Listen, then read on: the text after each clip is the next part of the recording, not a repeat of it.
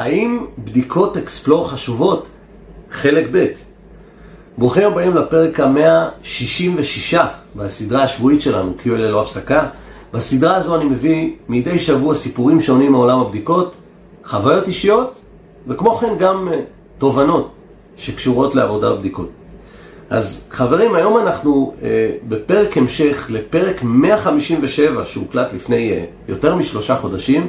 הבנתי שהפידבקים שלכם עליהם היו חיוביים, אבל אצל חלק מהצופים הורגש שהפרק נקטע באמצע, ולכן הפעם החלטתי להקשיב לכם ולחלוק עמכם מעט יותר דוגמאות, רעיונות ועוד מחשבות על הנושא הזה של exploratory testing, בדיקות חוקרות.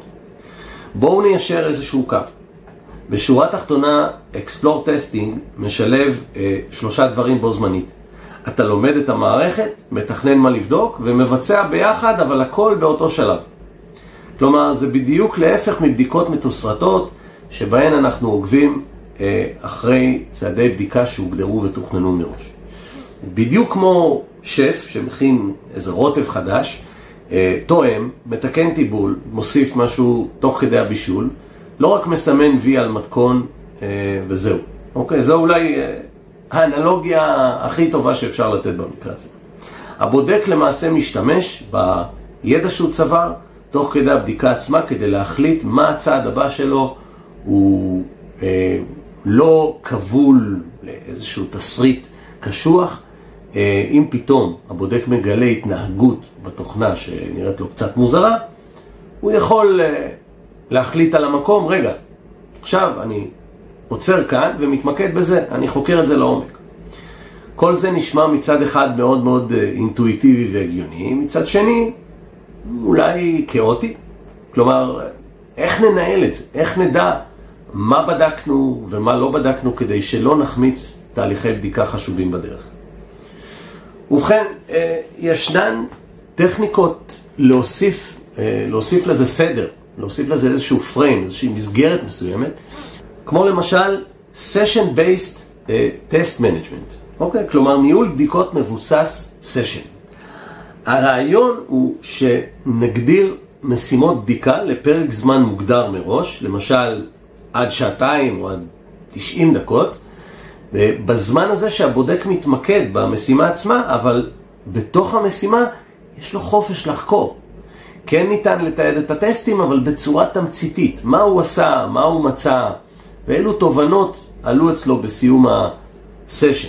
בסיום הסשן הוא גם יכול לתת איזשהו דיווח קצר.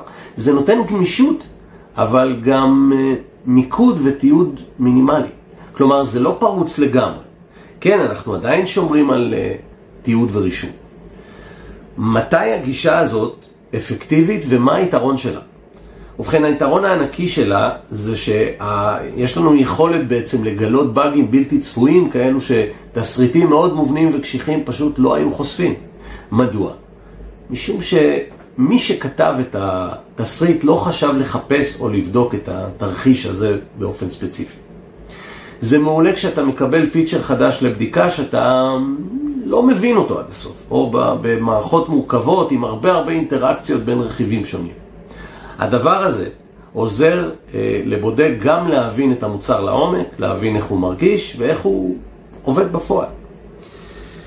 עוד דוגמה חשובה ונוספת, בואו נצלול לאיזה משהו וניקח למשל אתר e-commerce. אוקיי, אתר e-commerce של מסחר אלקטרוני. נגיד, פיתחו פיצ'ר חדש באיזשהו אתר לריליס הקרוב, תהליך צ'קאוט חדש לגמרי. נבדוק תהליך קלאסי ונוודא שאפשר להוסיף פריטים לסל. להוסיף כתובת, לבחור שיטת משלוח, לשלם, הבייסיק של הבייסיק. בדיקות אקספלור, אנחנו יכולים לקחת את זה הרבה יותר רחוק. הבודק עשוי לחשוב למשל, מה יקרה אם אני אנסה להוסיף לסל פתאום 100 יחידות מאותו פריט, או שאני אשנה בדיוק את הכתובת שלי בדיוק בזמן תהליך התשלום, או אם אני אוסיף אותיות לטיניות בפרטים, או אותיות בערבית, או אם אני אשנה תוך כדי את שיטת התשלום, או את המטבע, או אפילו את המדינה שמהם אני מגיע, או מה יקרה אם אני אפתח 2 טאבים בדפדפן ואני אנסה לרכוש את הפריט האחרון שנשאר במלאי משניהם במקביל, משני הטאבים במקביל. חברים, אלו תרחישים שאולי נראים כמו מקרה קצה, אבל חקירה כזאת חופשית יכולה לחשוף הרבה בעיות ממש מורכבות. כלומר, הרעיון כאן הוא למנף גם את היצירתיות, את החשיבה הביקורתית של הבודק, ולא רק את היכולת שלו לעקוב אחר הוראות וצעדי בדיקה. חשוב גם להדגיש שזה לא בהכרח או. אוקיי, מטרת בדיקת אקספלור היא לא להחליף את הבדיקות המתוסרטות. לרוב הגישה הכי יעילה היא שילוב. משתמשים בבדיקות מתוסרטות כדי לוודא שהתרחישים המרכזיים והקריטיים, אלו שאנחנו יודעים שחייבים לעבור, אכן מכוסים. במקביל, נשתמש באקספלורטורי טסטינג כדי לצוד את הבעיה.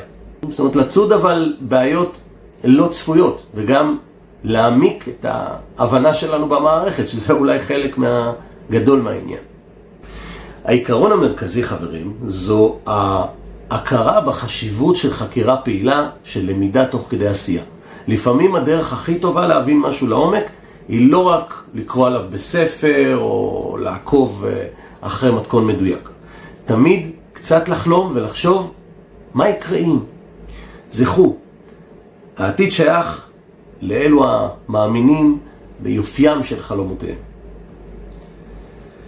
וכאן מגיע לסיומו פרק נוסף בסדרה השבועית שלנו, QA ללא הפסקה. אני מאחל לכם חמישי שמח, סוף שבוע נעים, שבת שקטה לכל עם ישראל, וכמו תמיד, שלעולם לא תצעדו לבד.